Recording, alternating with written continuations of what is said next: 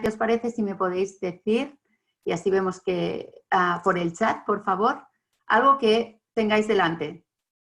¿Qué tenéis delante? Una cosa. ¿Estáis en el despacho? ¿Estáis en casa? Algo que veáis que digo, esto lo tengo. A ver si así. Pared blanca. Sí. Está bien. Bueno, bueno, ventana mejor. Taza de café. Pared también, vaya.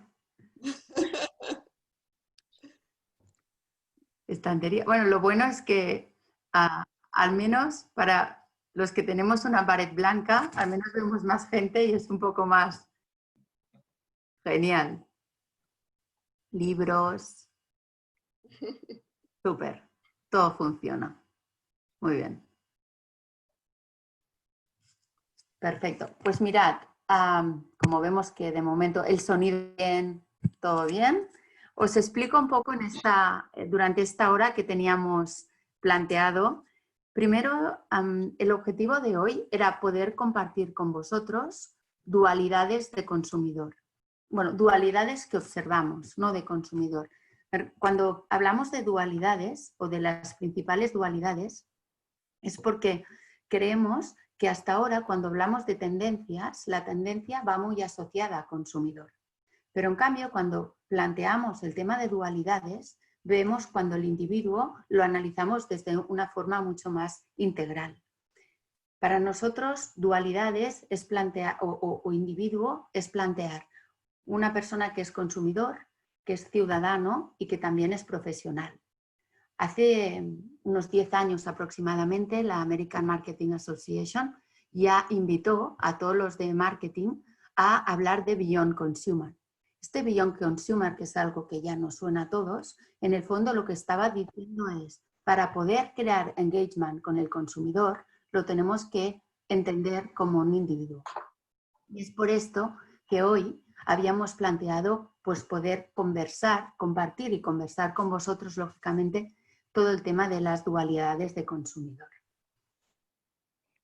Cuando Irene me dijo, vamos a hablar del Next Consumer, sinceramente le comenté que creo que hablar de tendencias es algo que ya incluso queda no obsoleto, porque lógicamente las tendencias van cambiando, pero sí el enfoque es como limitado.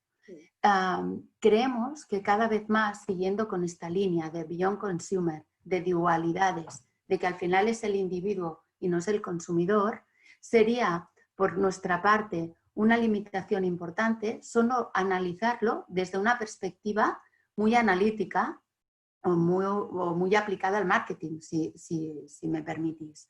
Por tanto, creemos que en esta mesa redonda lo que puede enriquecer es la conversación entre, no solamente, lógicamente, todos vosotros y vosotras de diferentes sectores, sino sobre todo de dos enfoques y dos perspectivas que normalmente no lo aplicamos. Una perspectiva es una perspectiva más humanista y la otra es una perspectiva más analítica. Por eso, cuando decidimos crear esta mesa redonda y además virtual, pensamos en la importancia de poder tener estos dos enfoques y que a veces son perspectivas que nos dan, incluso nos abren un poco más la mente, ¿no? Esta perspectiva humanista de la persona, del individuo. Por eso ya os presento a Gemma Gilgado. Gemma Gilgado es experta en investigación del color, en psicología del color, tiene máster en filosofía y nos da este enfoque que al final estamos analizando lo mismo desde otra perspectiva. Y Jordi Crespo, que algunos ya los conoceréis porque ya hemos hecho varias cosas con el Retail Forum y con ESADE Creápolis. Él es director general de Hamilton Consulting y lleva años analizando comportamientos del consumidor desde una perspectiva muy cuantitativa y muy analítica. Buenos días, Gemma, y buenos días, Jordi. Buenos días, Mónica. Si os parece, ya que la idea es un poco empezar a analizar dualidades, dejadme compartir un segundo pantalla. Aquí está.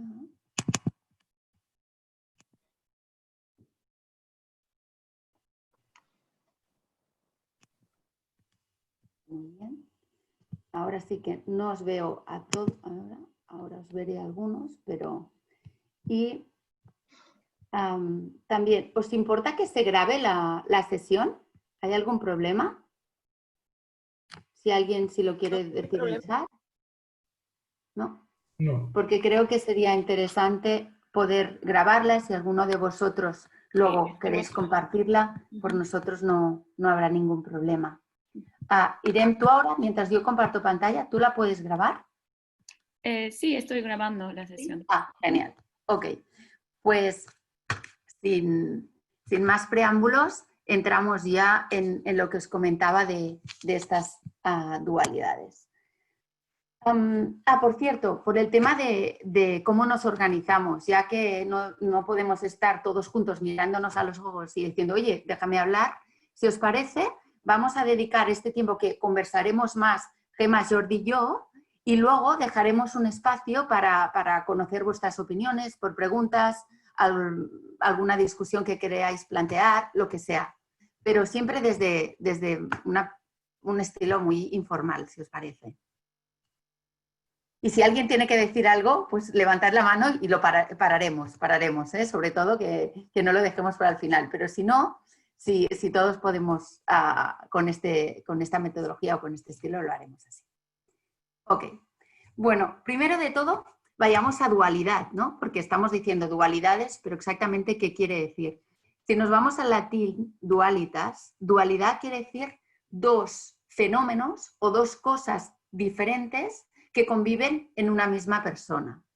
Cuando nosotros estamos diciendo que hemos observado en este mundo y además amplificado por la crisis del COVID una serie de dualidades, nos estamos planteando sobre todo que vemos por un lado unos comportamientos que responden a una inmediatez y unos comportamientos que responden a como una atemporalidad y la búsqueda casi de la eternidad. ¿Esto quiere decir, Gemma, Jordi, que la dimensión espacio-tiempo ha cambiado?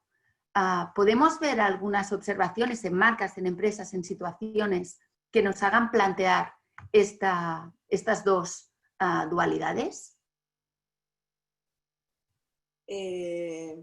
Jordi. Sí, es decir, al final está claro que el COVID ha acelerado algunas cosas. Yo creo que aquí existe, yo siempre hablo de un mantra que está por encima de todo, que es vive el día a día, y esto afecta a muchos, es decir, afecta al consumidor en su planteamiento, pero sobre todo afecta también a niveles de negocio. El hecho de que al final, yo tengo unos datos aquí que dice que el 85% de los jóvenes cuando digo jóvenes de 18 a 25 años, incluso a 30, el 85% no está pensando en largo plazo, solo vive el día a día. Entonces hay este mantra superior que nos lo inculca mucho, que es vive el día a día, vive el día a día, vive el día a día. Este vive al día que se traslada en todo, ¿no? Entre redes sociales de la inmediatez, ¿no? Y lo hemos comentado, ¿no? El querer todo ya. Estamos acostumbrados a comprar en Amazon con un click button y ya está. Y lo tenemos tener productos ya en Prime en un día y a veces en 2 horas. Y esto, lógicamente, después hablaremos, porque esto es un cambio educacional más allá. Porque psicólogos que dicen, y esto Gemma nos puede aportar mucho más, que se puede transformar la educación y el cerebro de las personas. Cuando digo transformar en el sentido de cómo actuamos respecto a esto.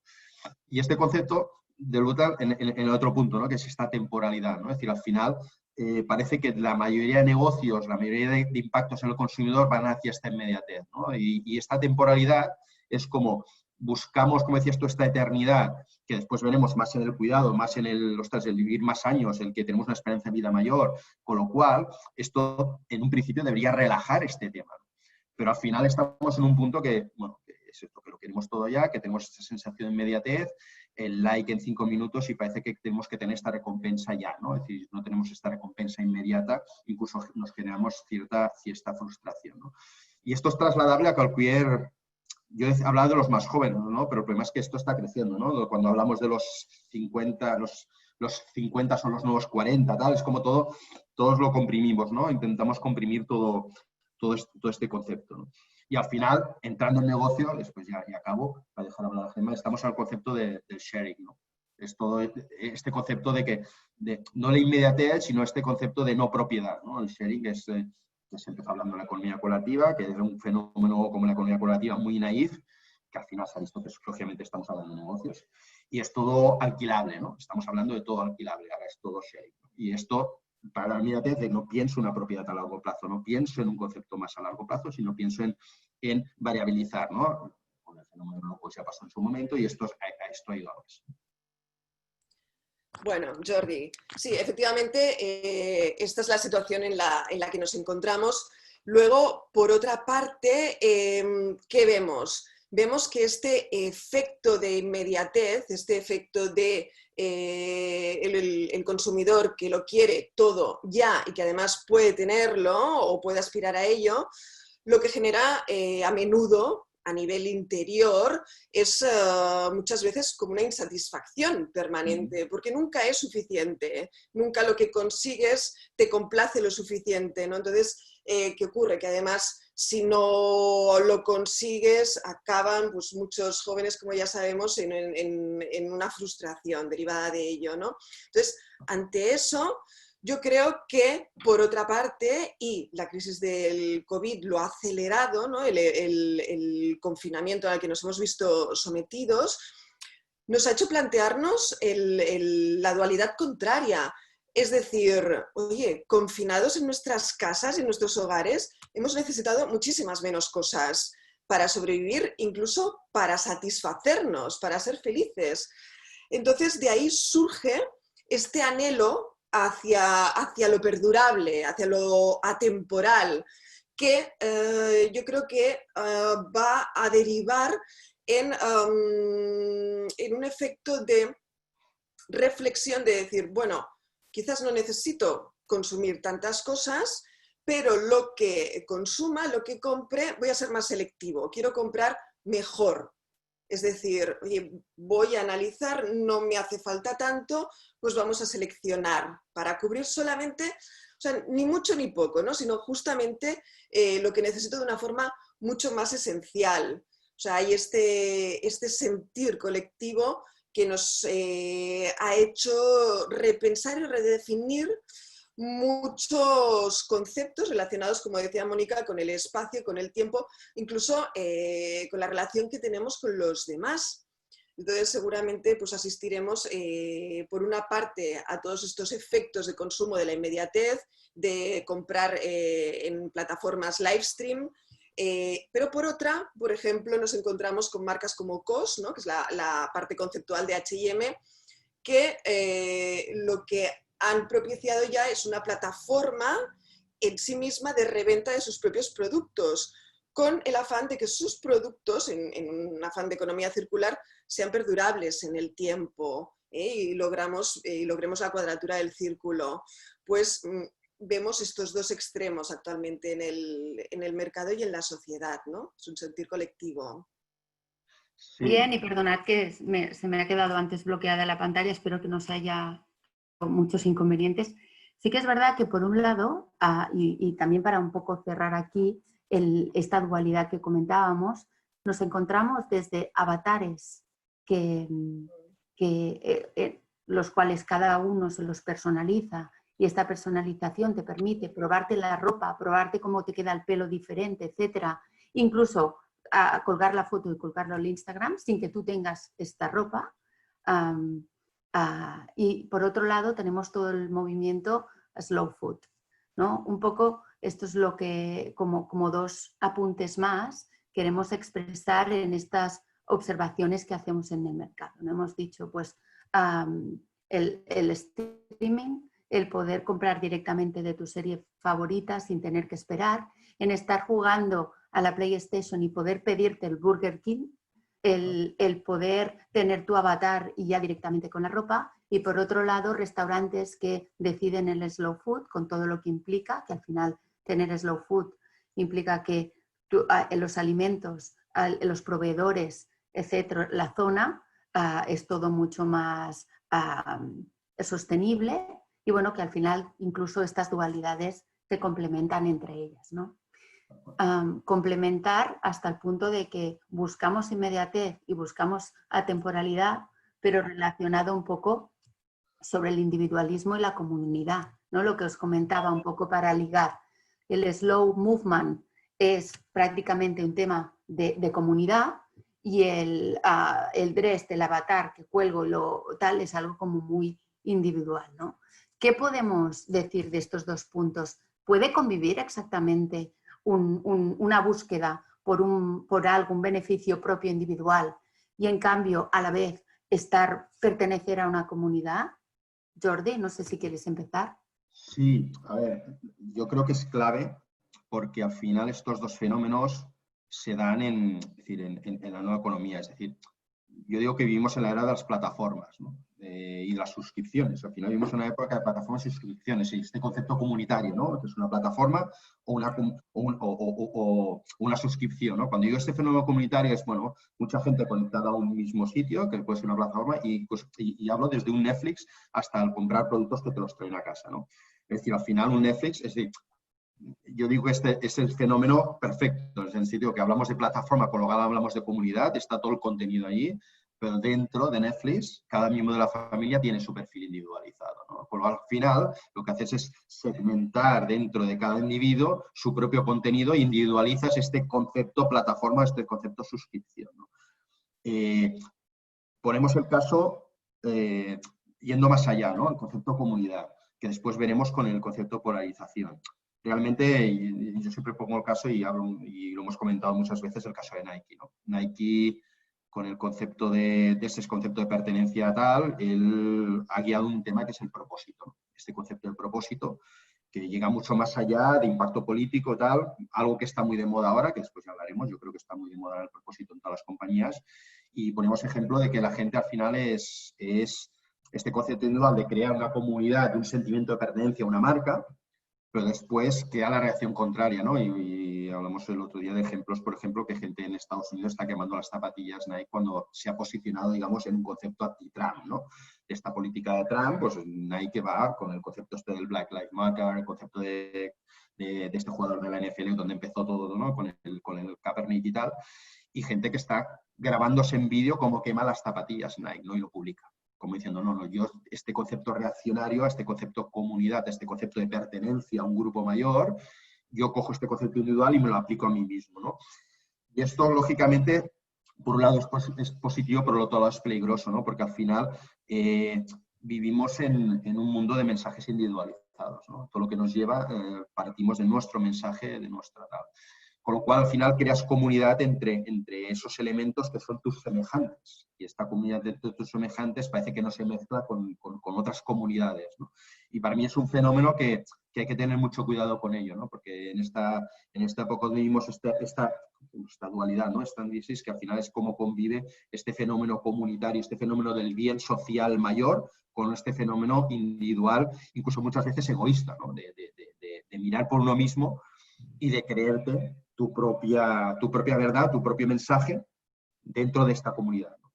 Yo creo que estos son los dos fenómenos. Y ya la economía, es decir, tenía aquí datos, claro, Netflix 180 millones, Prime 150 millones, y ahora Apple se ha apuntado con el Apple One, ¿no? Al tema de suscripciones y demás, ¿no? Como todo, vimos en esta época de comunidad, de decir, bueno, todo agregado en este sentido, más allá, pero además, incluso en concepto social, pero después cómo individualizamos a nivel del, ya no el marketing one-to-one, que esto está cada vez más en desuso, pero sí que el concepto de no hablo de una personalización clara, sino un concepto de decir, dentro de esta comunidad, cómo personalizo mi mensaje y cómo individualizo mi mensaje.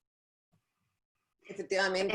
Perdona, Gemma. Digo, solo un punto. El tema de comunidad que comentabas y el tema de individualismo, esto, claro, directamente me imagino que tiene un impacto en la fidelidad a una marca, ¿no? Porque al final no hace todo ese sentimiento de pertenencia, ¿no?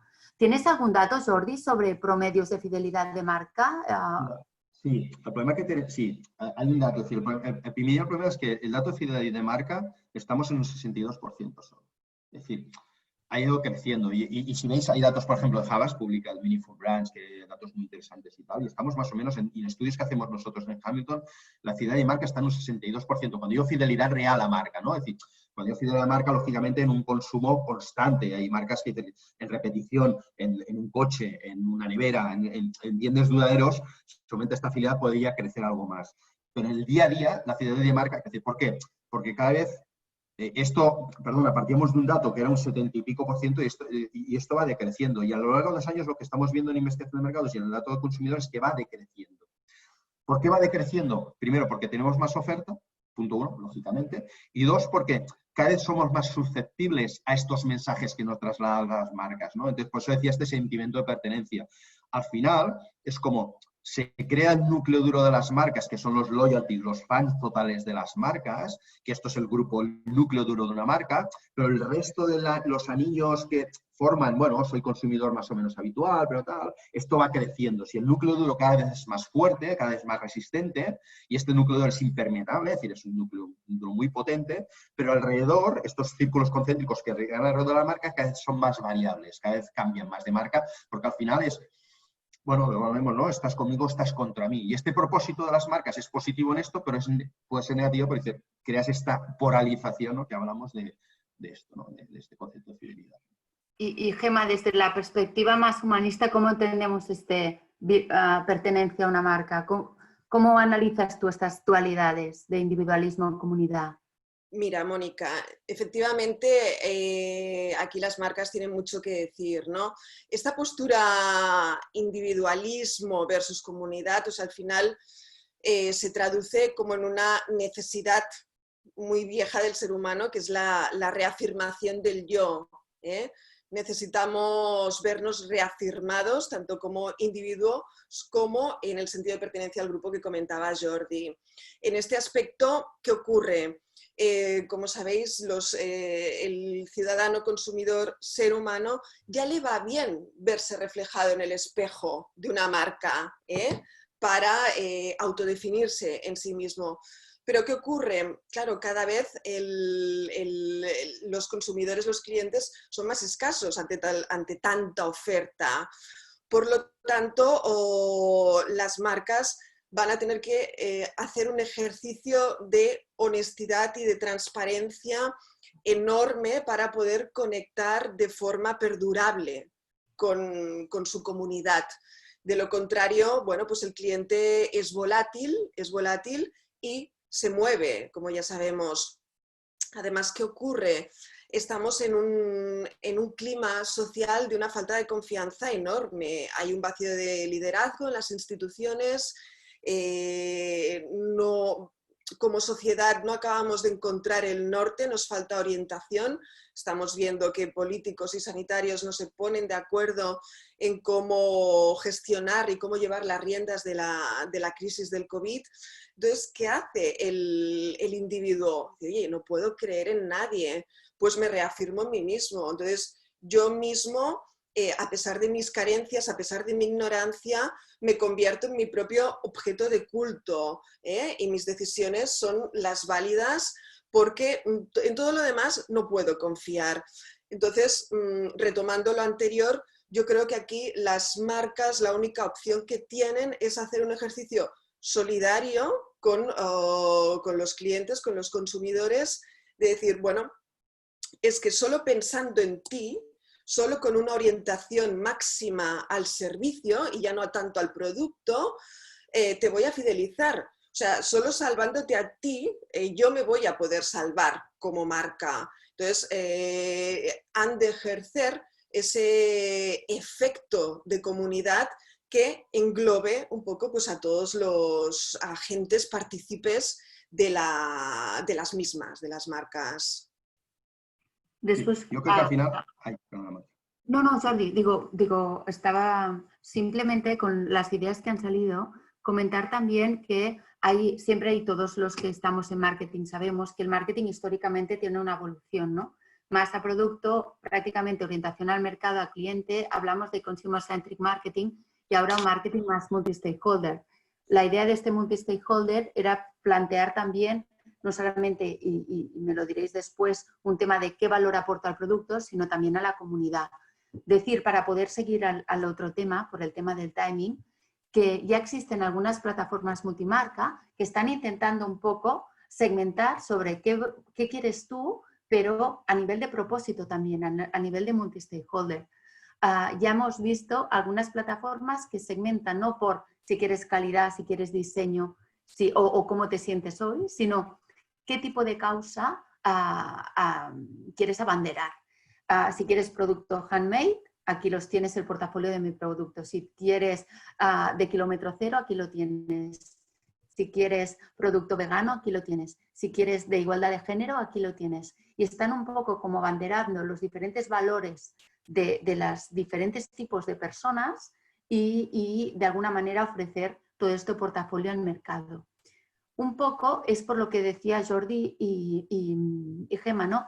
Por una parte, cómo podemos fidelizar hablando no de consumidor, sino de valores de consumo, y por otro lado, cómo podemos proveer a este tipo de muchos diferentes individuos o individualismos que encontramos.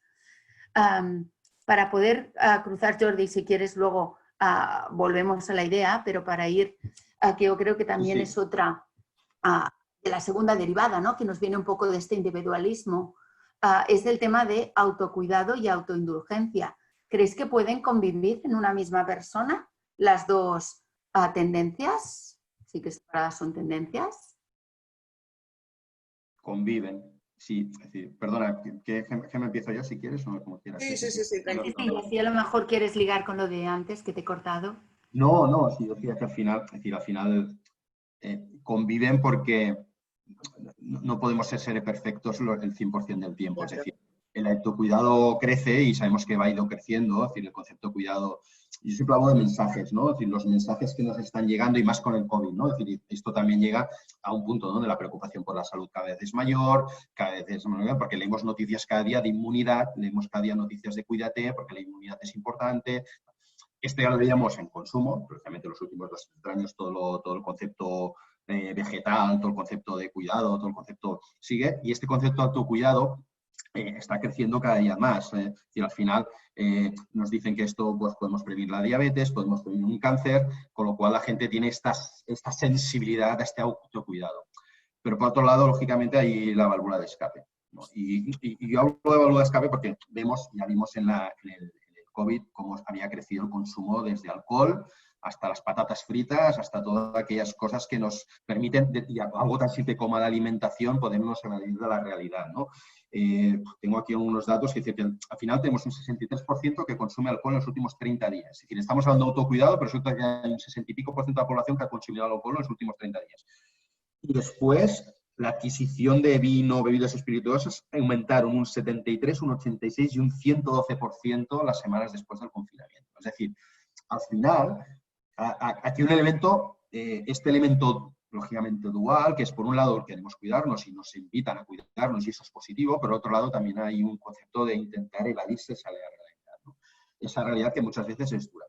Para acabar, hago un elemento, nosotros en Hamilton tenemos un concepto, un segmento que le llamamos el struggle, que es esta persona luchadora que quiere salir de la realidad, que es un fenómeno muy español. Y es así porque en España está entre el 23, entre el 20 y 25, hay estudios que estás en el 23% de la población, y que es un fenómeno muy duro. ¿Por qué? Porque normalmente son gente de unos 40 y pico, 50 años, que llevan trabajando de los 16, imaginaros alguien que lleva trabajando de los 16, que no tiene formación universitaria, que no tiene estudios, con lo cual no ha podido progresar profesionalmente dentro de su empresa, que le es muy difícil cambiar de profesión, que ya a los 40 y pico lleva 30 años trabajando, ¿vale? Lleva 30 años y todavía le quedan 30 años más de trabajo, con unas perspectivas que no van a cambiar, porque sabe que no va a evolucionar socialmente, ¿no? Normalmente de clase media baja, y esta gente son las que más quieren escapar de esa realidad, ¿no? Decimos siempre que el consumo de alcohol siempre en este público es más alto.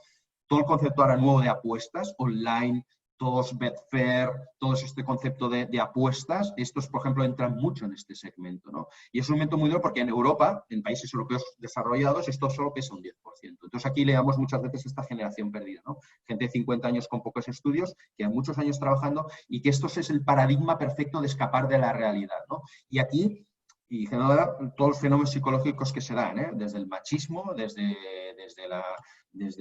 el concepto de que la pareja es muy diferente a la actuación, en parejas, es decir, que la mujer es la que cocina y cocina mal porque el marido dice que cocina mal, por decir algo, es decir, un elemento mucho de choque, de evadir de la realidad, un concepto muy conflictivo socialmente, y esto es un fenómeno muy duro, y que el COVID ha hecho acelerar este fenómeno, ¿no? Porque al final veremos que este punto de indulgencia va creciendo, y este concepto de autocuidado dice, sí, pero al final vuelvo al inicio, lo del vivir al día a día, ¿no? vivir al día a día nos dice muchas veces que, bueno, oye, tú, que está muy bien lo de cuidarse, pero también está bien lo de disfrutar, ¿no? Sí, claro, Jordi. Es que, bueno, al fin y al cabo yo creo que el ser humano es débil por naturaleza. A todos nos gusta obsequiarnos con una porción extra de chocolate, ¿no? Después de comer. El tema es que, claro, vivimos en una sociedad en la cual se nos imponen unos criterios de exigencia, de demanda, de perfección, ¿no? Has de estar impecable siempre, sobre todo la mujer, lógicamente, has de rendir como en casa, en el trabajo, con los hijos, etcétera, etcétera. O sea, no nos podemos permitir el abandonar la respiración, ¿no? Luego, por otra parte, ¿qué ocurre? Y aquí ya me meto un poco en arenas movedizas, pero se implanta una ideología, ¿no? Comunicativa, de infoxicación, etcétera, del miedo. Es decir, ahora el nuevo lujo es la salud, ¿de acuerdo? De acuerdo. Entonces, ojo, ¿eso qué quiere decir?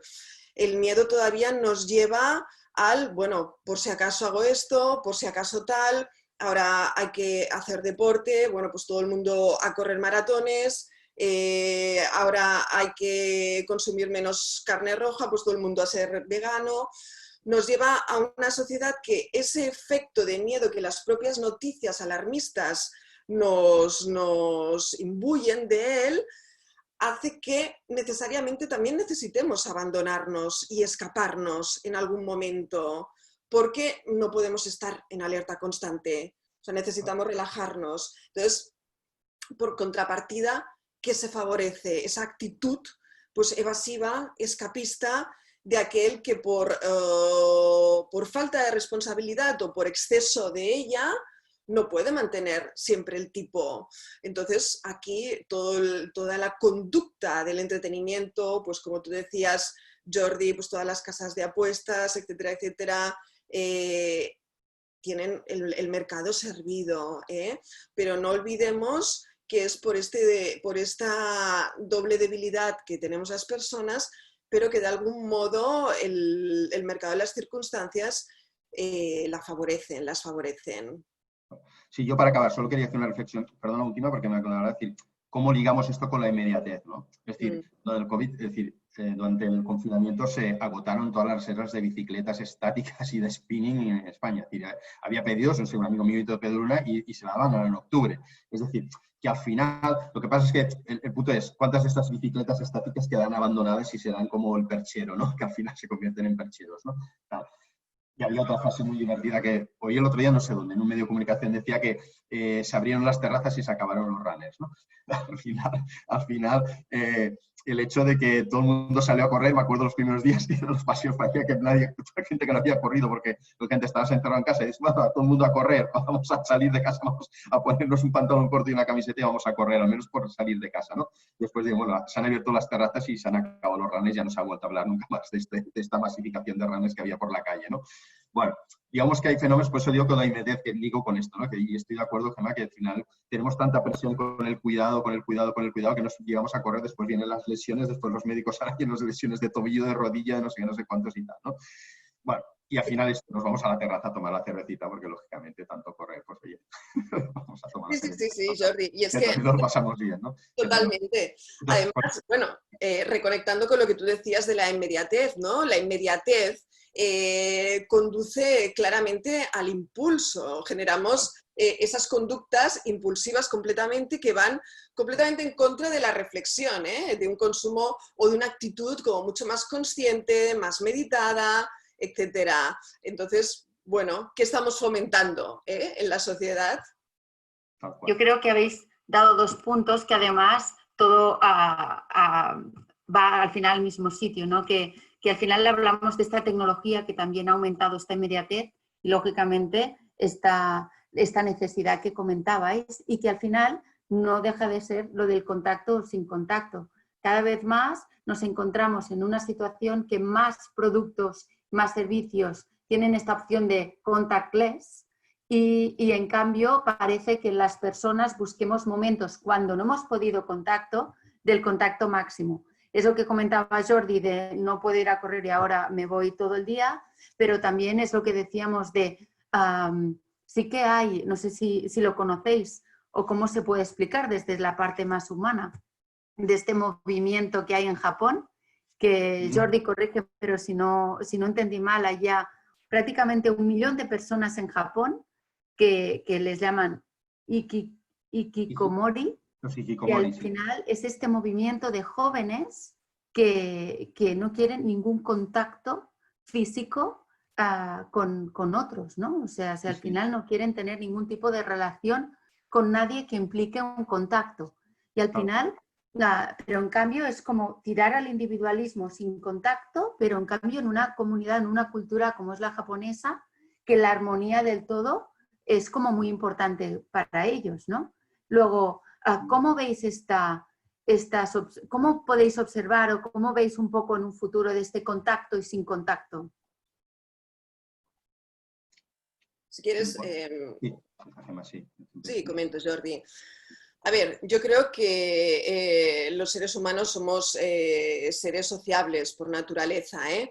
Ahora estamos en un momento en el cual no nos podemos abrazar, como aparece en la imagen, y por una parte no queremos hacerlo, tenemos miedo, pero por otra parte lo añoramos. O sea, en Estados Unidos hay esta corriente que se llama Skin Hangers, que lo que dice y lo que afirma es que estamos hambrientos y sedientos de contacto, de piel, de tacto. Tampoco no olvidemos que vivimos en una sociedad completamente digital, vemos la vida a través de las pantallas, por lo tanto necesitamos recuperar la sensorialidad, necesitamos volver a tocar. Nos encontramos por una parte con todo el auge de la tecnología áptica. Por ejemplo, Alibaba en China ya ha sacado una aplicación mediante la cual tú vas a poder experimentar la textura del producto que quieras comprar a través de la pantalla para favorecer ese acercamiento que la tecnología nos está impidiendo de algún modo. Por otra parte, también asistimos al auge de la realidad aumentada, la realidad virtual. ¿Qué ocurre? Vamos a tener que plantearnos, yo creo, la controversia entre todo aquello que va a ser posible en un futuro, que ya lo es en un presente, y lo que realmente es deseable. Es decir, la tecnología nos va a permitir llegar a límites que ahora mismo yo creo que ninguno de nosotros puede concebir o imaginar. Pero, ¿esto va a ser en beneficio real nuestro?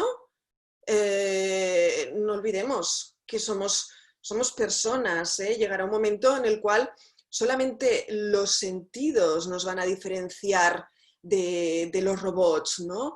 Entonces, está muy bien toda la tecnología del contactless, pero en contrapartida vamos a ver el auge de ese Internet de los sentidos que, fijaros, o sea, nos va a devolver aquello que nosotros ya tenemos y aquello que nos define y nos diferencia de las máquinas. Por lo tanto, va a haber que encontrar una línea muy fina, ética, entre lo que vamos a tener que ser capaces de asumir en un futuro, sobre todo a nivel tecnológico, yo creo. Sí, yo no creo en el contactless, ¿eh? Ya sé que voy contracorriente, ¿eh? Voy muy contracorriente, porque, como lo ha dicho Gemma muy bien, Darwin ya lo ha escrito Darwin, es ciencia, es decir, esto no es una educación, una adaptación, que algo social, no. Somos seres sociales por naturaleza, lo tenemos implantado en nuestro cerebro, es decir, entonces, como está en nuestro cerebro, esto no podemos decir, o quitamos nuestro cerebro y hacemos uno nuevo, o no va a seguir. Entonces, este concepto, por eso digo, este concepto de distancia social es anormal, no es normal. Es decir, no es normal por naturaleza, no es que sea normal porque ya nos educaremos, ya nos adaptaremos, ya lo cogeremos como hábito. No. La distancia social no se puede coger como hábito porque no forma parte de un hábito. Es nuestro cerebro, que somos seres sociales por esto, ¿no? Al final, cuando digo no soy el contactless, es decir, yo creo que el contactless va con la tecnología, lógicamente, pero esto no es de ahora. Es decir, el COVID lo ha acelerado. ya se habla de teletrabajo, de telemedicina, de los bancos, que lógicamente la tecnología ya que con tu banco, pues si antes tenías que ir a una oficina física una vez al mes, a lo mejor ahora vas una vez cada 6 meses y gracias. No necesitas. Entonces digo, en un concepto servicio, seguramente esto no funcionará perfectamente porque será un servicio que puedes hacer, y después ya entramos en la omnicanalidad de lo que queramos. Es decir, al final, un retailer, tú puedes comprar online, no necesitas ir a una tienda física, sí. Lógicamente, hay servicios que se pueden hacer sin necesidad de este contacto, ¿no? Pero como es antinatura, yo creo que esto llegará a un punto de crecimiento, lógicamente, pero en una serie de servicios, en otros no. Yo pongo el caso del teletrabajo, que está muy de moda ahora. Todo el mundo teletrabajo. En España había cifras, ¿no?, que era un 4% solo, y con el confinamiento se llegó a un 8% y solamente se llegó a un 13-14% de teletrabajo. Pensar que el teletrabajo, todo el mundo habla de teletrabajo como si todos trabajásemos en servicios.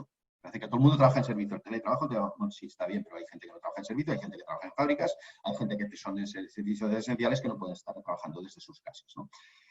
El tope máximo en España creo que es el 30%. Es decir, el máximo, si llegásemos al 100% de un teletrabajo, estaríamos hablando de un 30%. Con lo cual, sí, que está muy bien, pero al final dices, bueno, sí, vamos a ser, y voy más allá, ¿eh? Esto, Gemma, incluso Gemma, corrígeme porque tú dominas mucho más esto. Es decir, nos vamos a convertir en seres productivos simplemente, y pongo un ejemplo tan claro, en puros outputs. Somos robots ya, es decir, nos vamos a limitar porque veo muchos posts y muchas veces, no, a mí me da igual donde trabajes, quiero esto entregado el jueves. Sí, bueno, pero ¿dónde está la creatividad? ¿Dónde está el contacto? ¿Dónde está el diálogo? ¿Dónde está? Sí, que lo podemos hacer como Zoom. Perdónate, para mí no es lo mismo vernos aquí los 15 que estamos nosotros en pantalla, que estuviéramos en una sala después desayunando, tomando algo y contactando. La capacidad de diálogo cambia totalmente por mucho que tengamos aquí un chat y podamos dialogarnos. Yo creo que cambia totalmente el vernos y el poder. Y esto enriquece humanamente. Con lo cual, este enriquecimiento humano, por eso digo que soy muy aséptico y escéptico respecto al contactless, porque creo que en servicios va a funcionar y en la digitalización va hacia aquí, pero lo que es el ser humano necesita, y Gemma lo ha explicado muy bien, necesita contacto, necesitamos abrazarnos, necesitamos vernos, necesitamos establecer conversación, pero al final son conexiones, y son conexiones neuronales, con lo cual cuando dialogamos, hacemos conexiones neuronales, y estas conexiones neuronales las necesitamos, ¿no? Perdonad que tengo que... estoy aquí controlando un poco el tiempo, sí. Y hemos dicho que daríamos un poco voz a todos los participantes. Dejadme que vaya a la última, y aquí sí que empezamos un poco porque creemos con Jordi, Gemma, este tipo de conversaciones la hemos tenido. Sí que vemos cada vez más otra dualidad que convive o ya menos, que es el extremismo y la moderación. Esto un poco prácticamente nos rompe todo el enfoque que hemos cogido hasta ahora, por eso queríamos acabar así. O sea, si vamos, por ejemplo, al libro de Thomas Carothers y juntamente con Donahue, advierten en Democracias Divididas, no sé si lo conocéis, The Global Challenge of Political Polarization. Al final, ellos que hacen todo un análisis sobre la polarización política, dicen que al final estamos viviendo en un reto global que es de extremismos, y que estos extremismos, desde el punto de vista político, nacen sobre todo cuando hay cada vez más injusticias sociales. Si analizamos también al consumidor o la sociedad, vemos, y esto es parte de mi investigación, que cuando uno de los factores que hace que un consumidor sea más materialista, desde un punto casi extremista, es la sensación de sentirse amenazado. Estamos viendo en el COVID que, lógicamente, hay muchas personas que han visto amenazada su seguridad, lo cual es importante poder analizar el impacto que esto tiene en el materialismo y el consumismo. Hemos visto todo el tema del fake news. Lógicamente, el hecho que antes comentaba Gemma y Jordi, ¿no?, sobre el miedo. ¿Qué implica el miedo? ¿Qué provoca el miedo y qué impacto puede tener el miedo en nuestros comportamientos y en nuestras conductas? Al final, la inmediatez, el miedo, el individualismo, el creer en una causa, hace que prácticamente todos tengamos poca información, poco tiempo para asimilarla, y al final te centras mucho en el dónde perteneces y te crees todo lo que es el grupo, ¿no? Estos autores de Democracias Divididas lo que comentan es, al final, cuando tienes polarización, cuando sientes una injusticia social, lo que ves es que te crees que tú, tu grupo, tu tribu urbana, tu clase social, tu comunidad religiosa o al final tu sociedad, tu sociedad, la que tú ves y la que tú interpretas, es la que funciona. Y la diversidad ya no es enriquecer, sino que es un problema y se ve como una diferencia fundamental y radical. La parte política luego lo podemos ver en el consumo. Lo ha dicho antes Jordi. Hasta ahora tú podías comprarte unas Bambas Nike y poder votar y no votar a Trump. Y ahora parece que si eres seguidor de Trump, como no casas con la información, con el mensaje de Nike, un mensaje antirracismo, etcétera, etcétera, hace que claramente tengas un problema, ¿no? Que no, parece ser que no puede ser.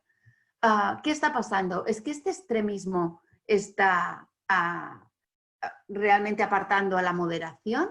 ¿Es que hablamos de dualidades o hablamos de polarización? Y aquí un poco dejo esta pregunta a Jordi y a Gemma y lógicamente invito a todos a que podáis participar.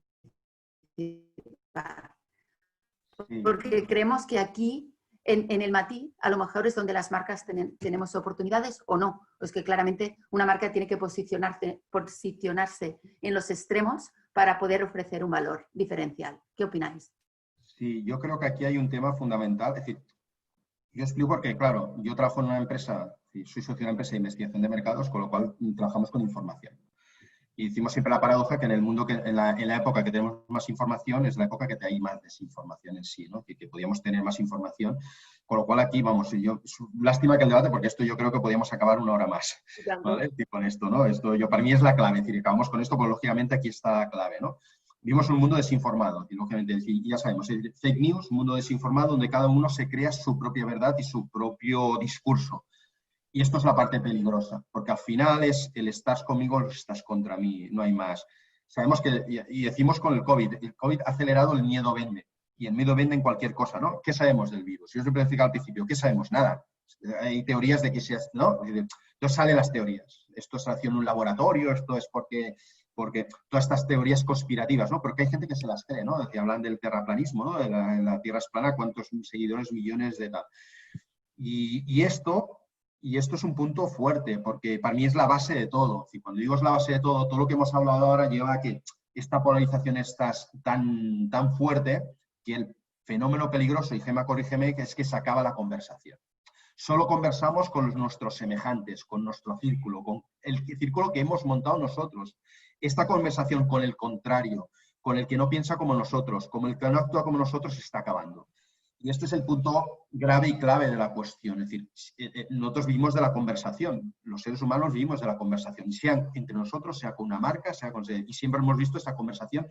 Y esto en las redes sociales en un principio era un concepto muy clave, que era el concepto de conversación. Conversábamos y podíamos conversar en otros ámbitos que no fuera... Y era una conversación, digamos, en un entorno digital. ¿Qué pasa? Cuando nosotros recibimos mensajes de esta desinformación que nos crea nuestra propia realidad, nuestro propio mundo y nuestra propia sociedad, de este punto individual, esto es lo peligroso. Porque esta desinformación llega a quererte solo tu verdad, tú eso. Con lo cual, la verdad que opina el resto me es igual, ¿no? Y llegamos a este extremismo que al final dices, oye, ¿dónde existe esta moderación? Mi pregunta es, ¿qué debemos cambiar como sociedad? Es decir, ¿qué debemos cambiar en el sistema para que podamos recuperar esta moderación? Lo vimos en España muchas veces, ¿no? Es decir, lo digo porque el mensaje, aunque sea un mensaje político en muchos casos, es un mensaje social. Lo que nos llega del político es la sociedad, porque nos hablan de inmigración, nos hablan de salud, nos hablan de la sanidad, nos hablan de qué tal. Todos estos mensajes van calando la sociedad, con lo cual estos mensajes caen por la gente. Y vuelvo al inmediato y acabo. Esto nos lleva a la inmediatez otra vez. El mensaje que vale es el de hoy, no vale el de mañana ni el de ayer, el de hoy, y el mensaje de hoy tal.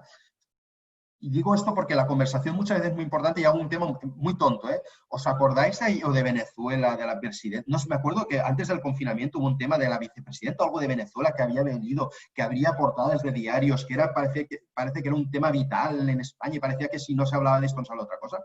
¿Dónde queda eso? ¿Dónde está eso?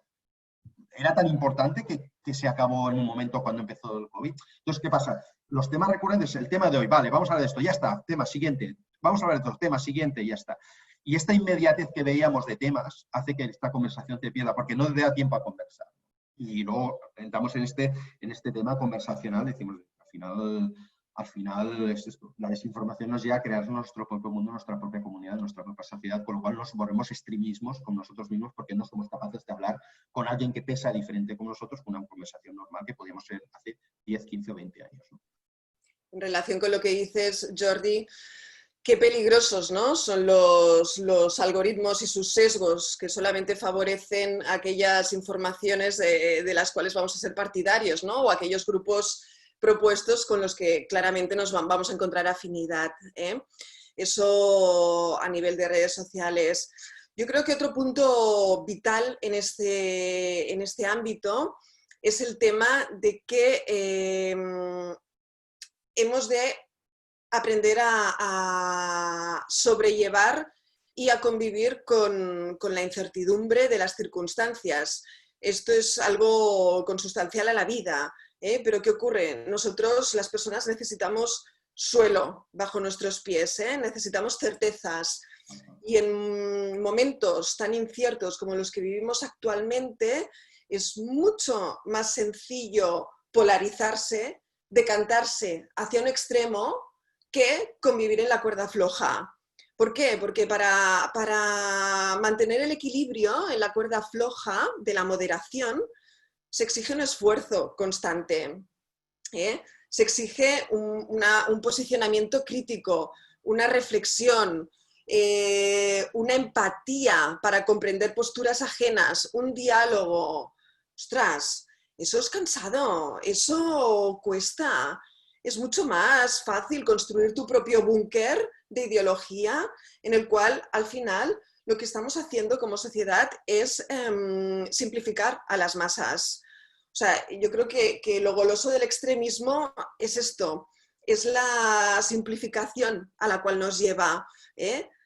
Los extremismos, si me permitís la palabra, idiotizan un poco, ¿eh? Porque lo que hacen es edulcorar, ocultar sus defectos y debilidades y simplemente convencer desde lo sencillo. Y la postura más sencilla, la que menos esfuerzo requiere, es la que más cómoda nos resulta aceptar. Entonces es mucho más complicado aprender a navegar por la incertidumbre de la vida. Al final yo creo que una postura moderada como actitud de vida, de persona, de individuo, como actitud de marca, es un ejercicio de matices, es aprender a convivir en una escala de grises a la que, bueno, difícilmente estamos acostumbrados, ¿eh? Es mucho más cómodo posicionarse en un lado u otro. Esto no quiere decir que ese punto medio de virtud no haya de ser activo. O sea, tener una actitud moderada no significa quedarse quieto o pasivo.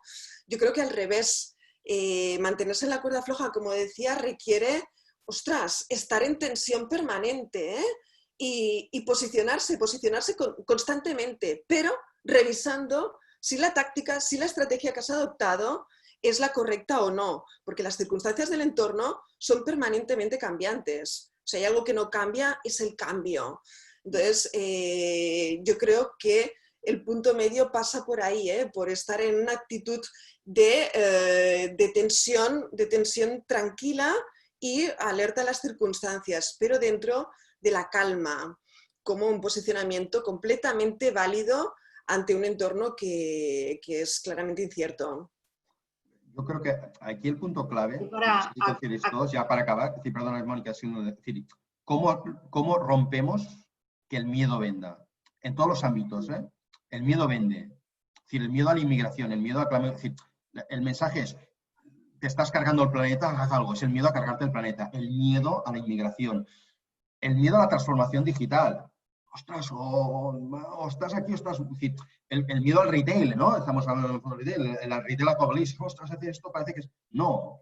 Es decir, en todo vendemos miedo, es decir, se vende miedo. Y esto yo creo que se ha instalado en cualquier elemento de la sociedad que el miedo vende. Vende porque te acabas queriendo ese miedo, con lo cual haces acciones para revertir ese miedo y eso crea el extremismo. Y eso, perdón, quería decir esto porque lo tenía apuntado aquí en el sentido que para mí el punto clave es romper este miedo vende. En cualquier ámbito, ya no hablo de ideología, eliminemos la política tal.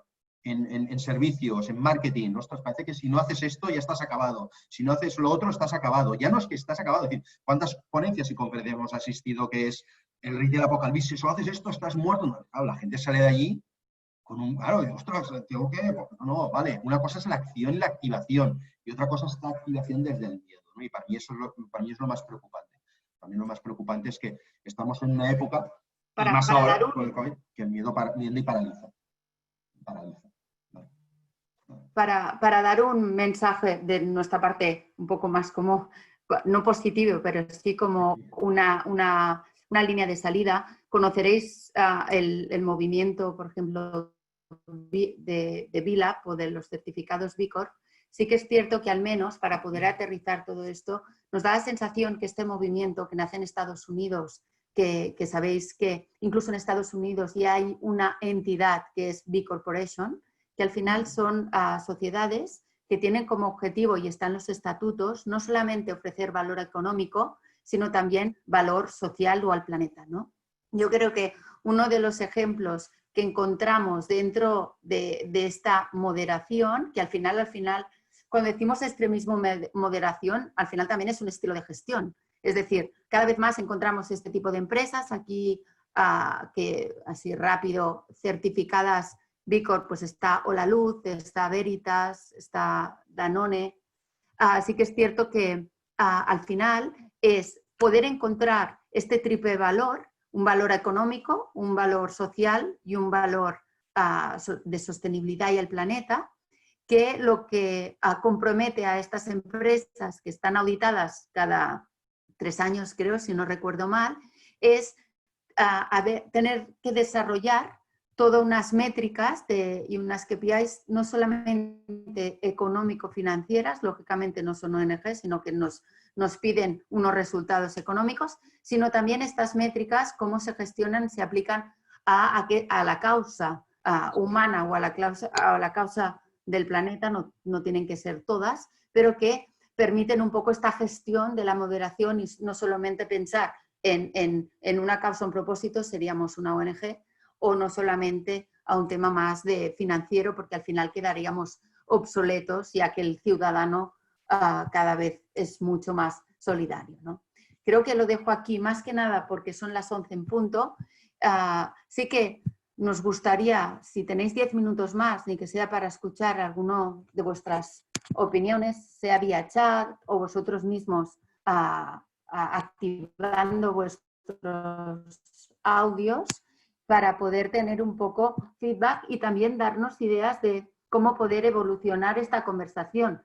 Hoy aquí empieza una, puede tener muchas más, y nos gustaría saber también qué es lo que os preocupa dentro de este diagnóstico que hemos llevado nosotros. Gracias. Gracias, Mónica. Bueno, si tenéis algunas preguntas y si no queréis hablar, podéis escribir también en el chat vuestras preguntas.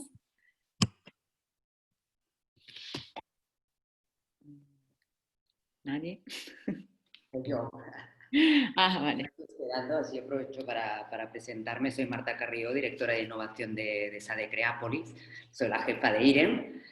Bueno, seguramente he hablado con algunos de vosotros, pero bueno, en el área de retail es un área que colaboramos además muy mano a mano con IREM, y quería venir a esta y las próximas actividades porque yo sí que siempre he sido una persona.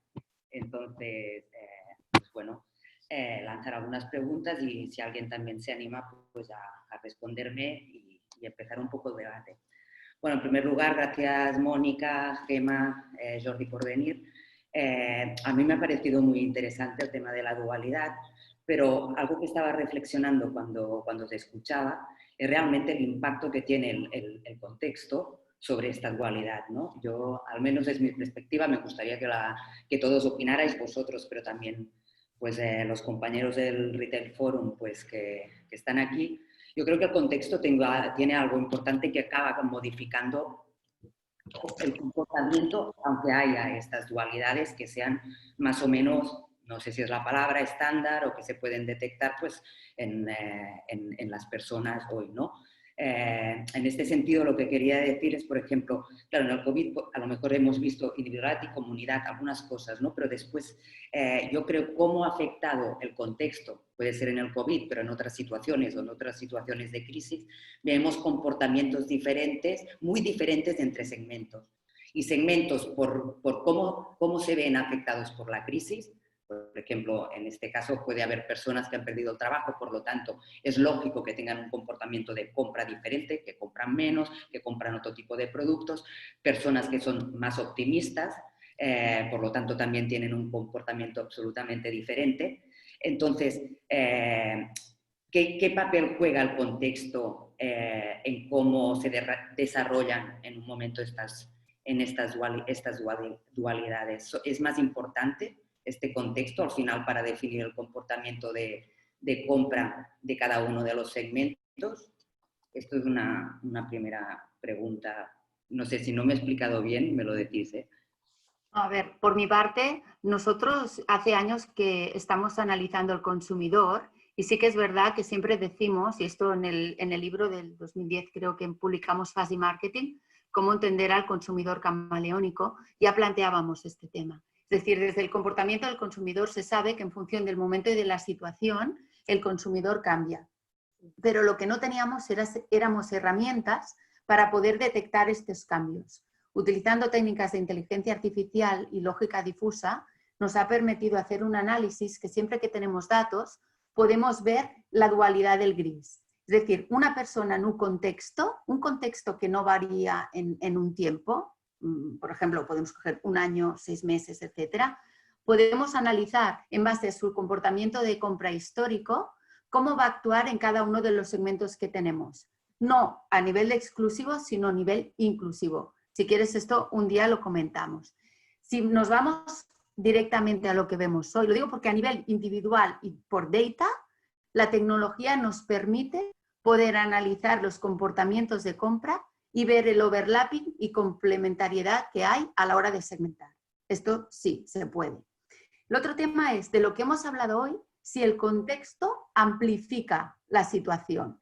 Uno de los temas y nos encanta, Marta, que hagas esta pregunta, porque precisamente uno de los temas que hemos visto es que la tecnología es un amplificador, pero no es la causa.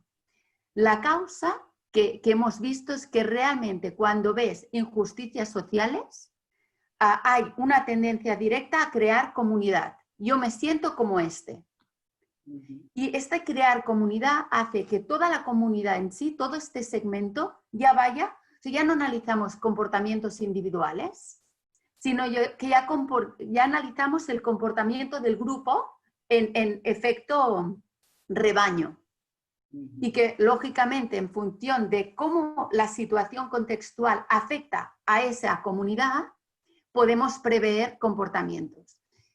Y acabo. En conducta del consumidor hay un debate que aún no está decidido, que dicen, hay algunos investigadores y expertos que dicen que para entender conductas del consumidor, si entiendes la cultura, ya entiendes el 80% de lo que pasa y puedes hacer predicciones.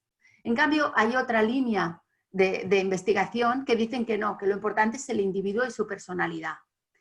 Yo cada vez más, cuando veo que estamos en una tendencia, que vamos más el sentido de pertenencia es tan fuerte y tan importante, me planteo hasta qué punto estos seguidores de la cultura, el grupo, tienen como más, no razón, pero nos puede ayudar como empresa a tomar decisiones incluso más focalizadas que no centrarnos en el individuo. Este es mi punto de vista desde el análisis de conducta. No sé si te he respondido.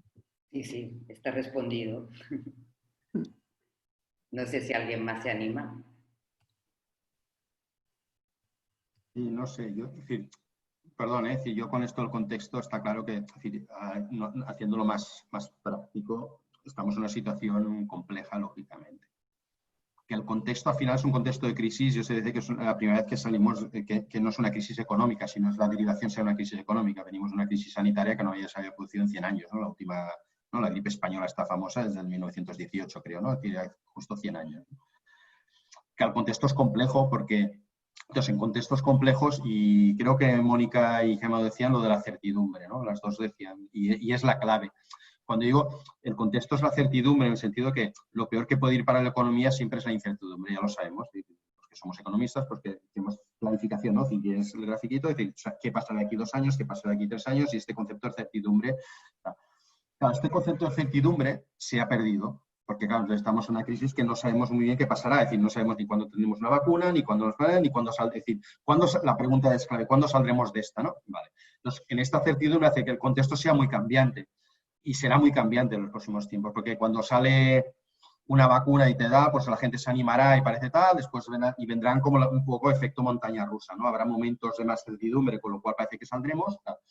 El impacto económico que va a tener esto, yo creo que tú lo has dicho, es clave, es decir, al final, cuánta gente se quedará sin empleo, cuánta gente estará en ERTE permanente, cuánta gente estará en sectores que se afectarán mucho, y esto, lógicamente, bueno, y esta es el gran qué es, el tema de recuperación, si será nube, si será, dicen que será en K, que unos sectores irán muy bien y otros muy mal, y esto, como tenemos esta incertidumbre en este contexto, es muy difícil evaluar hasta qué punto este contexto va a afectar a todo lo que hemos comentado, ¿no? Al final el extremismo, cuando decimos con este extremismo moderación, que yo creo que es la conclusión clave de toda, y decimos, ¿no?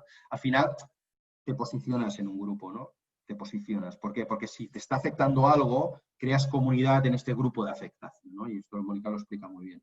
Al final este grupo de afectación, entre comillas, creas esta comunidad, con lo cual esta comunidad hace que este mensaje sea recurrente dentro de tu comunidad. A mí lo que me preocupa es que en un contexto como este, la crisis es repetitiva. En el 2008 ya tuvimos la crisis económica, donde sabemos que el back to basics, el do it yourself, todo esto, pues lógicamente volvimos al un inicio, ¿no? Es decir, la famosa frase que habíamos gastado por encima de nuestras posibilidades, con lo cual, bueno, pues vuelves otra vez como bajas 3 escalones, ¿no? Y aquí podemos debatir mucho la clase media, cómo nos afectará a estos que somos clase media, ¿no? Que no somos multimillonarios, tampoco tenemos una posición ventajosa dentro de la sociedad a nivel económico, pero no somos millonarios, con lo cual, cómo nos afectará a esta clase media, que es la que construye y crece un país siempre. Esta polarización hará desaparecer esta clase media, será muy polarizada, la gente muy pobre o gente muy rica. Y esto para mí son los grandes puntos, porque este es el contexto de certidumbre que es donde se producen los extremismos, ¿no? Y donde parece que el malo, siempre buscas el culpable, siempre buscas el malo, siempre buscas el que anclarte para generar esta certidumbre, ¿no?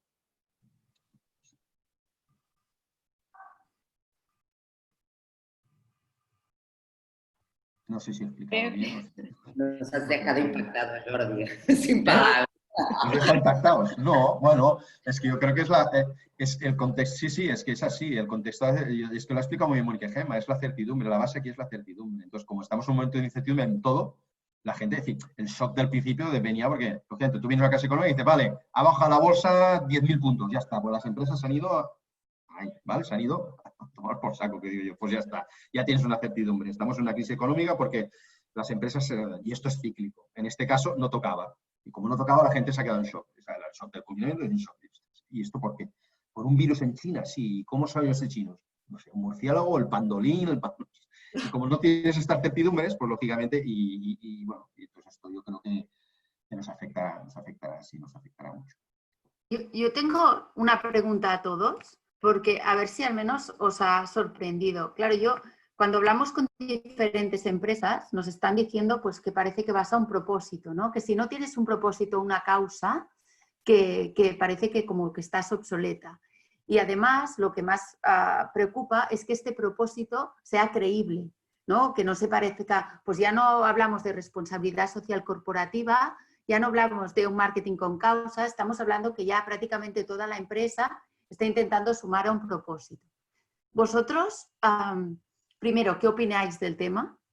Y segundo, ¿creéis también que este propósito, que en un principio, claro, es el paso siguiente para al final diferenciarte, ¿no? Pues vamos a aguas. Pues antes todas las aguas iguales. Después, aquellas aguas que daban €1 a África, a lo mejor tenían la posibilidad de que personas estuviesen dispuestas a pagar un poco más porque estaban ayudando.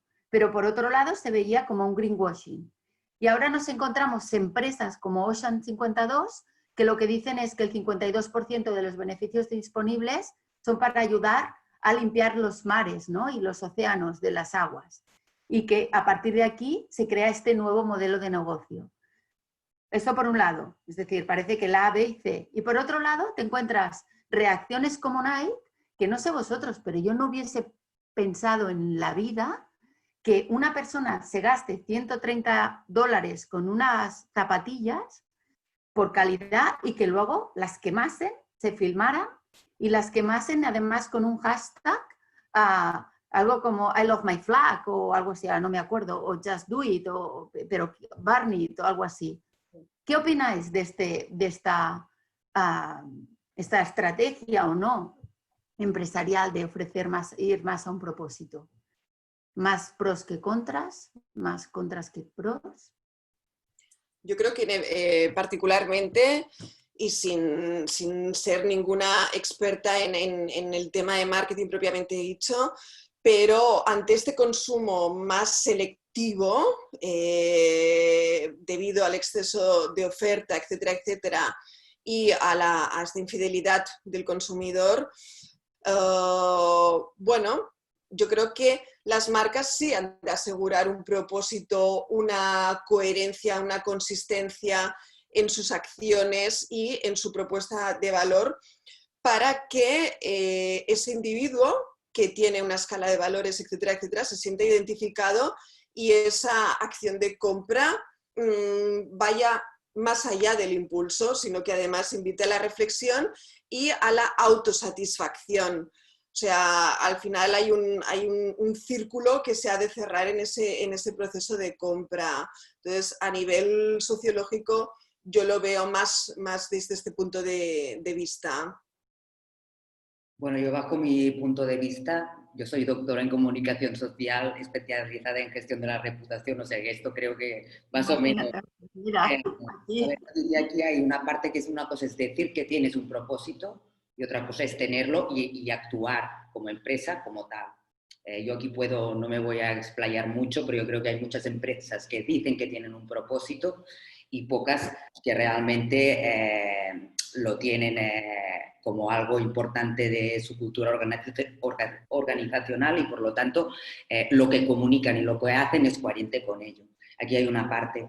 Entonces, en relación a lo que tú dices, si eres más creíble o no para los consumidores, yo creo que no de ahora, sino yo diría desde, yo llamo el apogeo de las redes sociales, yo os estoy hablando del 2010, en que las empresas que nunca habían interesado a los ciudadanos, tú ibas a comprar un producto, pero no mirabas el background de lo que había detrás y qué hacía esa empresa. Gracias a las redes sociales y a los medios digitales empieza a salir a la luz porque cualquier persona puede opinar de lo que quiere de una empresa con más o menos experiencia, que aquí estoy ligando con lo que dice Jordi, que puede haber mucha desinformación, porque lo que yo diga no quiere decir que sea una experiencia real con esa empresa o que esté fundamentado. Pero creas o no, esto empezó a crear, yo creo que se ha mantenido una mala imagen, yo diría en general, de la empresa y una cierta tendencia de los consumidores a cuestionar o a no creerse estas intenciones o estos propósitos. Que esto, evidentemente, para las empresas que sí, que se lo creen y que lo hacen, etcétera, es un problema. Pero yo diría que en general hay una incredulidad en relación a estos propósitos más vinculados a temas de responsabilidad social, temas medioambientales, etc. Y mi bajo punto de vista, vuelvo a lo mismo, que creo que muchas empresas lo dicen, pero que realmente no es algo que han integrado como algo importante en su cultura y por tanto son coherentes no solo con lo que dicen, sino con lo que hacen. No sé cómo lo ven otras empresas que están aquí, porque yo diría que todas algo al menos están haciendo en el ámbito pues, de responsabilidad social o temas pues, más medioambientales, etc. Yo creo que el problema, tú lo has explicado perfectamente, es la moda. Es decir, no la moda en sí, sino que está de moda. Es decir, entonces, en marketing, yo soy bastante crítico en este sentido, es decir, soy una persona muy crítica con esto del marketing y demás, en este marketing de postureo, ¿no? Al final, como Nike ha hecho esto, parece que todo el mundo, Nike, en el sentido que era como el gran paradigma, ¿no? Alguien como un mercado como el americano que se posicione tanto en esto, era como, esta gente se ha vuelto loca, ¿pero dónde van? Pues si van a perder clientes, van a perder consumidores. Bueno, porque estamos en la época, como decimos, del extremismo del posicionamiento, ¿no? Al final, y Marta lo has explicado muy bien. Yo creo que al final el propósito o se hace, y no estamos en la época de se dice, se hace, porque si no, no tiene ningún sentido. No sé hasta qué punto los propósitos, cuando digo los propósitos son creíbles, no son increíbles, en el sentido de qué impacto tiene esto. Lógicamente hay una parte positiva, que yo soy optimista por naturaleza, con lo cual hay una parte positiva, que es que si todas las empresas se movilizan como esto, pues el mundo será mejor. Tal cual, porque claro, si las empresas cada vez se preocupan más por el medio ambiente, cada vez se preocupan más por la igualdad de las mujeres, por ejemplo, que para mí es un tema vital, cada vez se implican más en conceptos de antirracismo. Todos estos conceptos para mí mejoran el planeta y mejoran la convivencia y mejoran el discurso. ¿Qué pasa? Como yo soy muy poco creyente de las redes sociales y esto, yo creo que hay tal cantidad de desinformación que al final la guía es muy clara. Porque es muy fácil, hoy en día, con la comunicación, es muy fácil, solo tienes que tener dinero y comprar seguidores, comprar bots para dar un mensaje. No tiene más secreto. Y muchas veces ni mucho dinero. Con poco dinero puedes hacer muchas acciones a nivel de comunicacional en el sentido que tú quieres e influenciar en lo que tú quieres.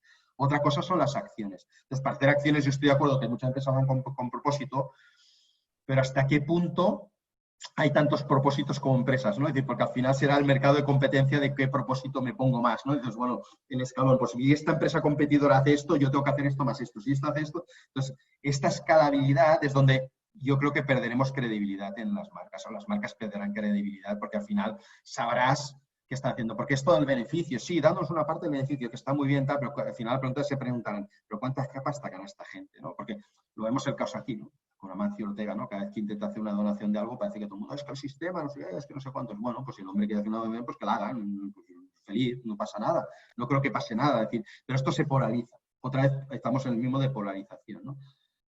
Yo he asistido a campañas, por ejemplo, yo estoy trabajando un post-test de comunicación que ha hecho, no sé, he visto el anuncio de Titan Lux, pinturas, ha sacado una pintura biosostenible ahora.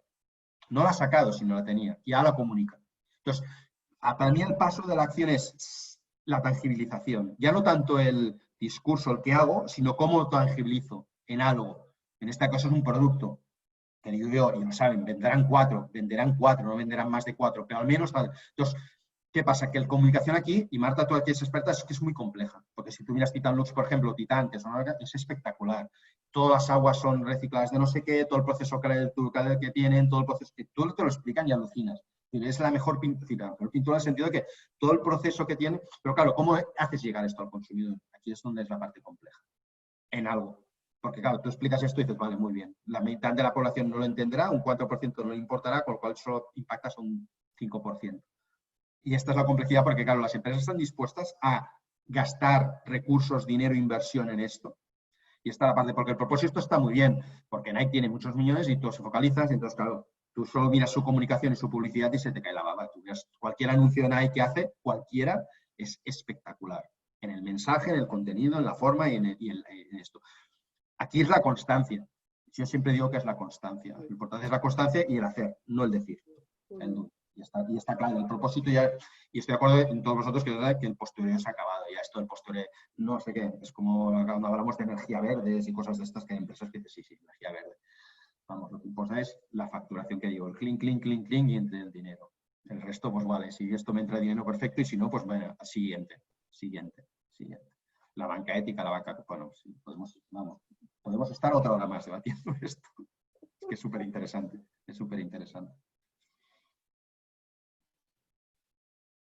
Bueno, creo que no.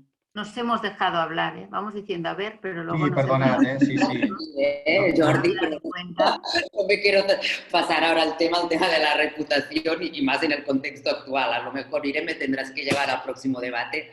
Voy a salir yo de ponente, pero de un tema realmente interesante. Yo, ya solo para cerrar, y no sé, quizá las empresas no van a decir, ¿no? Pero Jordi, quizá falta, yo por un lado digo que la credibilidad, el problema es que el consumidor y más las generaciones más jóvenes, tú antes cuando hablabas de lealtad y decías hay una tendencia a la baja en la lealtad de la marca, los primeros que no todo el mundo reacciona igual. Y si hablas de la generación Z sobre todo, son los que menos lealtad tienen con la marca y que más lo han demostrado pues, durante esta pandemia. Yo creo que hay una desconfianza en la empresa y en general en las organizaciones, ya digo, muy promovida por las redes sociales y los medios digitales. Entonces, aunque lo hagas bien, es difícil que lo crean. Y aquí vuelvo un poco a otros aspectos. Como empresa, lo habéis dicho los ponentes, ¿cómo te posicionas en estos momentos? Es complicado. Yo creo que hay que volver un poco a la autenticidad. Y parece una cosa muy tonta, pero parece que te tengas que posicionar como organización en esto, en aspectos sociales, medioambientales, etcétera, y a lo mejor lo que es más genuino y auténtico de tu marca es otra cosa, ¿no? Y entonces, no sé, lo dejo un poco sobre la mesa. No sé si alguien quiere opinar sobre el tema, pero como un back to basics, ¿no? Que me decía, la gente ahora compra más lo esencial, pues quizá volver más a tu core, ¿no? A tu propósito original, aunque no tenga que ver con estos aspectos más ligados a temas de responsabilidad social, temas medioambientales, etcétera, ¿no? Hola. Hola. Gracias a todos sobre la verdad es que ha sido una conversación bastante interesante. Habéis dado muchos puntos que son muy interesantes. Y a mí me gustaría preguntar, bueno, no sé, preguntaros o dejar en la conversación. Hablando de todas estas dualidades, del individualismo, comunidad, extremismos, moderaciones, bueno, de todo lo que habéis dicho, me gustaría también, cuando habláis en todo esto, ¿no hay una separación clara o sí que la hay entre lo que era un cliente y lo que es un consumidor? ¿Qué somos más? ¿Consumidores de tecnologías, las nuevas generaciones que vienen? ¿O somos los clientes que íbamos a buscar a un retail, un asesoramiento, una conversación cara a cara? No sé si esto el COVID también ha partido como de base, ¿no? El hecho de ahora nos tenemos que individualizar y consumimos más tecnología. Las empresas han visto esto como otra fuente, ¿no? de vender, ¿no? No sé si queda clara mi pregunta o el punto de vista, pero me gustaría un poco a ver si me podríais dar vosotros, ¿no? O aclarar un poco este tema entre qué cliente y qué consumidor. ¿No? A mí el consumidor es el que busca un producto, el que hoy en día usa una tecnología para consumir, y un cliente es más aquel el que pues, a lo mejor intenta buscar más un asesoramiento, un consejo, una parte de una comunidad, ¿no? Esta que también hablabais. No sé si me he expresado bien o sabéis un poco por dónde. Si me podríais aclarar un poco, porque sí que oímos hablar mucho hoy en día del consumidor, el consumidor, el consumidor, y parece para mí, por ejemplo, el consumidor a veces hasta tiene digamos un clic un poco no positivo, sino negativo. Es como que tienes que estar comprando, consumiendo, y un cliente es alguien más que busca algo en ese producto, en esa empresa, en ese cara a cara. No sé, si vosotros tenéis...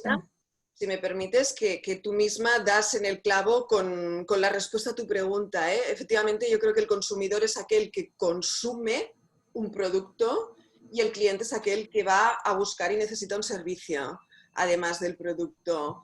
Y por lo tanto es un poquito lo que comentábamos en la charla.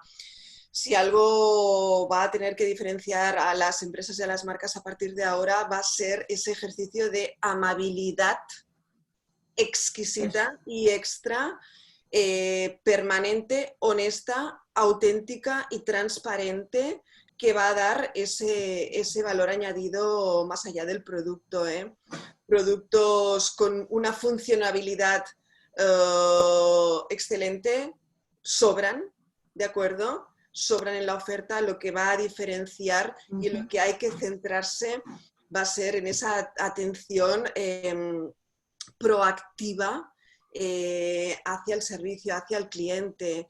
O sea, hay que salir a buscar al cliente, hay que mimarlo y hay que ser propositivo, hay que atenderlo bien, porque solo así va a decantarse por ti, de lo contrario no tendrá ninguna necesidad de venir a buscarte. O sea, hay que tener buenas bases de datos con un conocimiento lo más detallado posible de ese cliente, de sus necesidades y salir a buscarlo, bajo mi punto de vista.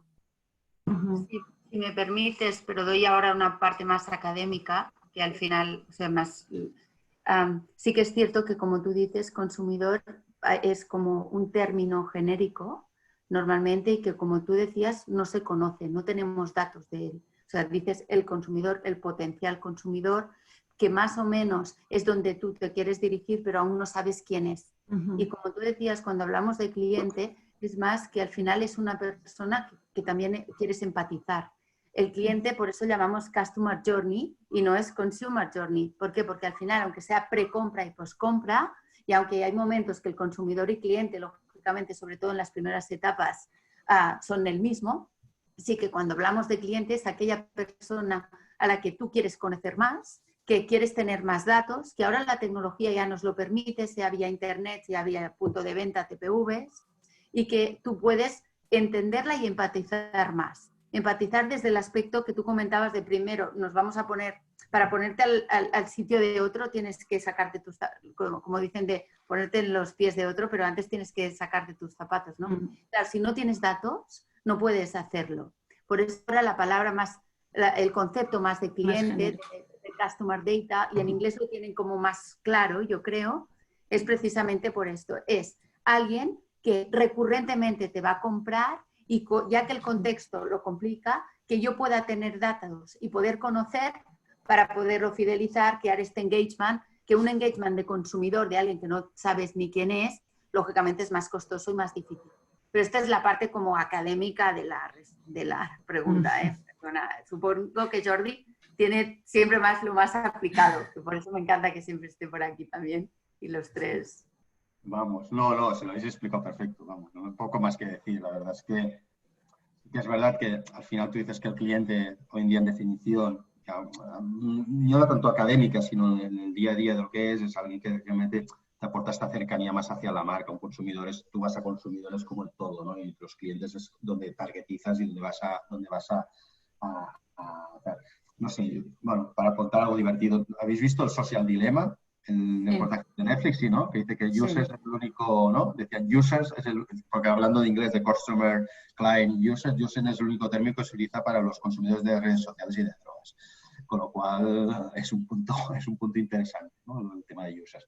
Sí, al final, vamos, yo creo que claro, el cliente al final lo que busca es, más allá, como decía Gemma, de esta funcionalidad, este concepto diferencial como marca, ¿no? Es decir, al final, ¿por qué buscas? Es decir, yo siempre digo que porque alguien se gasta 140 euros una camiseta del Barça, ¿no?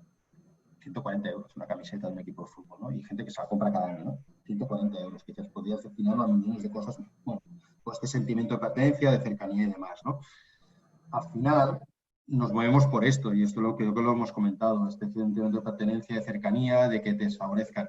Aquí la unicanalidad del tema online, claro, crece porque las marcas lo hacen mal en lo físico, y es así. Porque las experiencias son lo mismo. Y por mucho que queramos, nosotros, por ejemplo, Hamilton, digo que porque tenemos una división de retail bastante potente y lo vemos cada año. Es decir, cuando lo vemos es que van modas. Ahora todas las tiendas tienen que ser de negro, porque el negro es lujo y el negro es lujoso y todas las pintan de negro. Ahora esto tiene que tener madera de los que... Ya, todas las experiencias son iguales. Entonces, yo digo también esto porque hablas de las experiencias, ¿no? El consumidor, la experiencia del consumidor para atraerlo y que se sienta más. Experiencias del consumidor, una experiencia. Cada consumidor tendrá sus experiencias. Tienes que adaptar las experiencias a cada target, a cada consumidor. Y hablamos de la experiencia del consumidor como si solo hubiera una, ¿no? Este es el primer punto. El segundo punto es que hay marcas y empresas que lo hacen mal porque no saben tratar bien al consumidor en este sentido, ¿no? Y al final, ¿hasta qué punto compensa el precio que pagas con esto? Y hay muchas marcas, ¿no? Es decir, Vueling, por ejemplo, Vueling creo que es la compañía y soy fan de Vueling y me gusta Vueling. Y cuando soy fan de Vueling es que me gusta Vueling, conozco el equipo de Vueling y lo hace muy bien.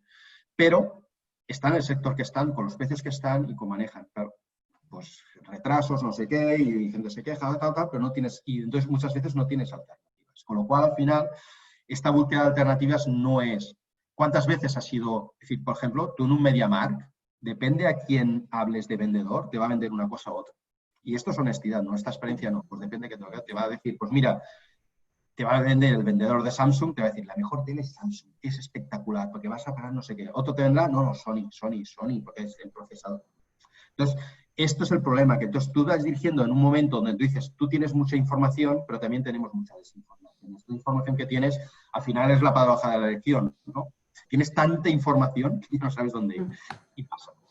Entonces, este criterio de cliente-consumidor es muy claro. El cliente es aquel que tú dices, no, yo he ido a un sitio, sea físico, sea online, he comprado y estoy satisfecho porque he logrado este concepto de autenticidad y proximidad con esta marca, sea la que me da un servicio, sea lo que sea una nevera, sea algo caro, sea un producto de gran consumo como lo que podemos comprar en un supermercado, sea comprarte una nevera, una lavadora o un coche.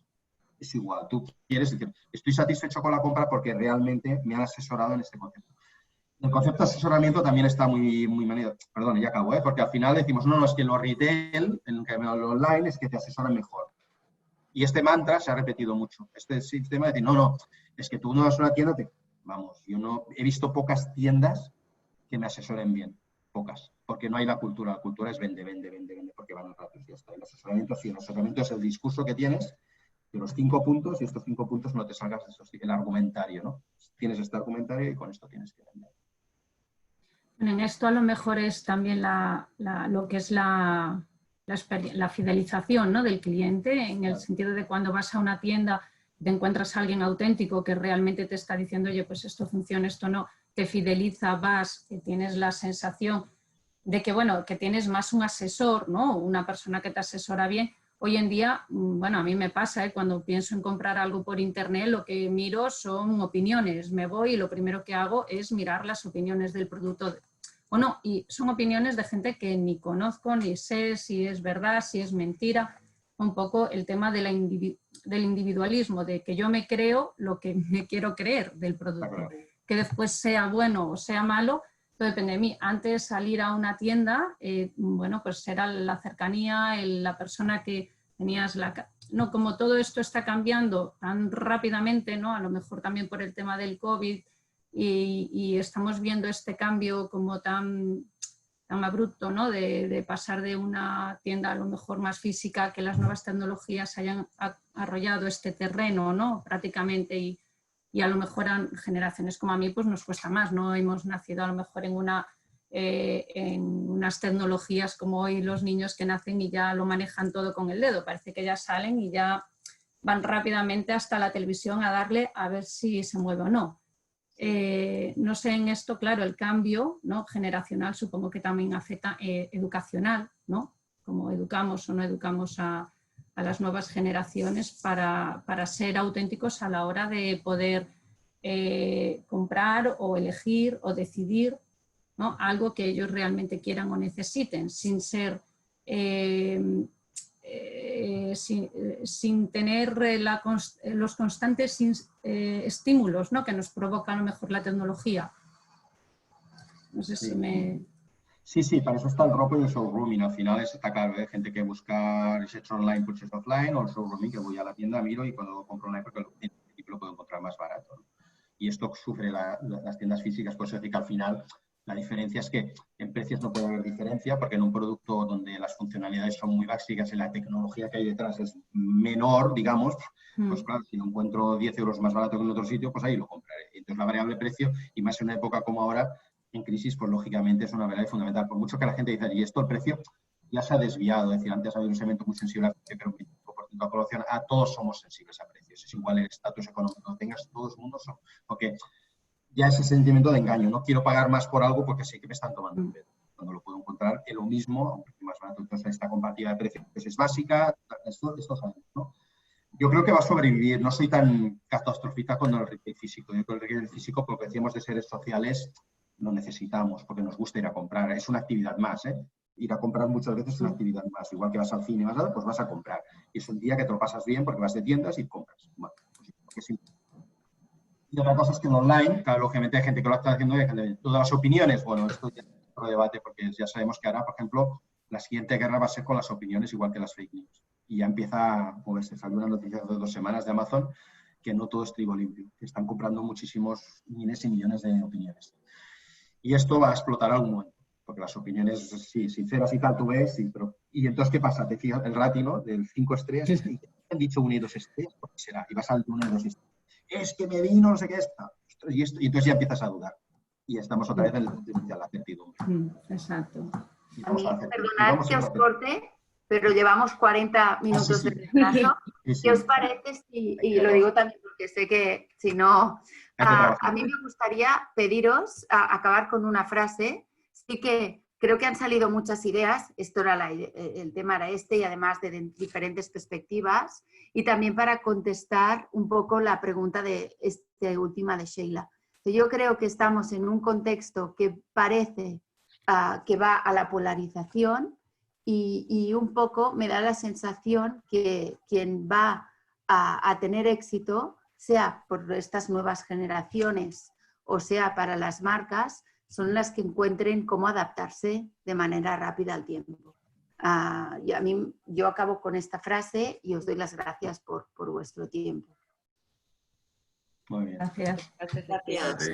Bueno, responder a tu última frase dentro de unos... No, pensaba que vosotros decíais una, ¿eh? No, Ah, era... vale.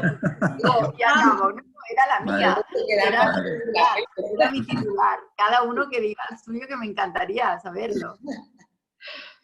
Te digo para ir cerrando cada uno y ya acabamos. Hombre, es que la tuya es muy buena, ¿eh? Sí. Bueno, voy a hacer... Sí, te puedes superar.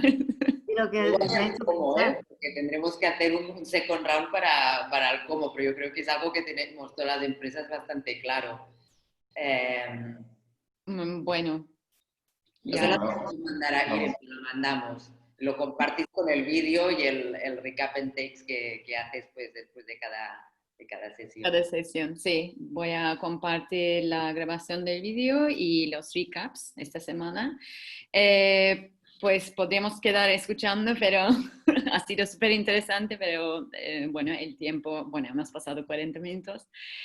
Muchísimas gracias a Mónica, Jordi, Gemma y todos los participantes y nos vemos en la próxima sesión. Fantástico. Ok, muchas gracias. Gracias. Gracias. Hasta la próxima. Gracias. Hasta la próxima. Hasta la próxima.